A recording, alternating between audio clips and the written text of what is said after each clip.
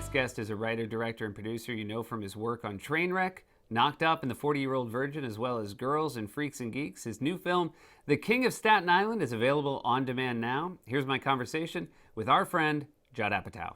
Judd, it's great to see you. How are you doing? I'm doing well. I've been home for over 3 months, and This is the result. It's beautiful. You're in bloom. You're in full bloom. Do you know that I did my own makeup today? You know, get out of here. This is, you know what? I always have these makeup people. I can do it myself, which is basically Irish Spring. I use Irish Spring, and then this is it. I don't even have beard oil in. How do the three women that you live with feel about your look right now? They feel the same way you feel, that it looks great, that we're glad that we found this. A lot of support. No, they're so annoyed because they think it's too big and they're mad I won't trim it, but I'm going kind of for a Benjamin Harrison look. Yes. And they're mad at me because I keep saying, well, then I'm gonna shave it all off. And they're like, no, we don't wanna see your face. You know, they want a little beard, but they hate my face. And I try to remind them, it's your face. Like my face looks kind of like your face. You can't hate it that much. No, of course not. That's very fair. Although it's not really their fault, but it's a fair assessment. So the movie's great.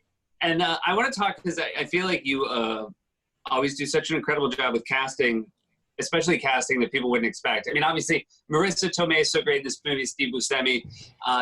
Pete is so much fun to watch. Bill Burr is fantastic. But maybe Action Bronson steals the movie. People aren't really talking yet enough about that. Action Bronson has a key role in the movie. We needed a strange neighborhood figure. I don't want to give away what happens in the sequence. And Action Bronson was the only one who is hysterically funny. And also Machine Gun Kelly is in the movie as well as a mean tattoo shop owner. So, I love having cameos like RZA is in Funny People. And Ghostface Killah is in Walk Hard, and Method Man is in Trainwreck. So I'm just working through the whole Wu-Tang Clan. It's my tribute to Staten Island over a career. That's very nice of you to do. We had Pete on, and he talked about writing a first draft of this movie. I imagine, like, for somebody like him who's playing the lead in a film that is also to some degree pulled from his own life, did he have anxiety in the early days of shooting? He got very nervous right before we started shooting. So we were having fun writing for a couple of years, and then the night before shooting started, I just started getting these emails from him, and he was sending me the IMDb resumes of actors he thought should be better than him. And he was like, can I not go to work tomorrow? What about Emile Hirsch? What about Cole Sprouse? And all these resumes keep popping up. And I'm at home laughing, thinking, oh, he's hysterical. This Pete, he's hysterical. And then the next day at work, he's like, I'm serious. You should have called Cole Sprouse. I really don't want to be here today, Judd. But then after the first day, he got really comfortable and had a blast making it. But he certainly was a little nervous heading into it.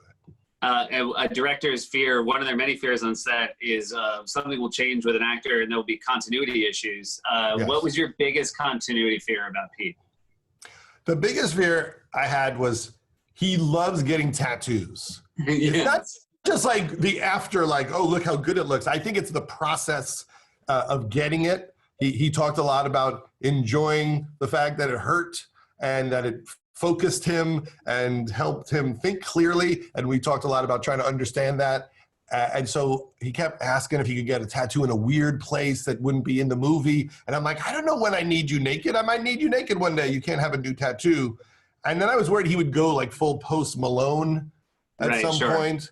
Because that would happen when we were doing Girls in between seasons. They would get tattoos and they wouldn't ask anybody. They would just show up and go, do you love these tattoos I got all over my hands? And I'm like, I guess your character just got tattoos on her hands. Man, yeah.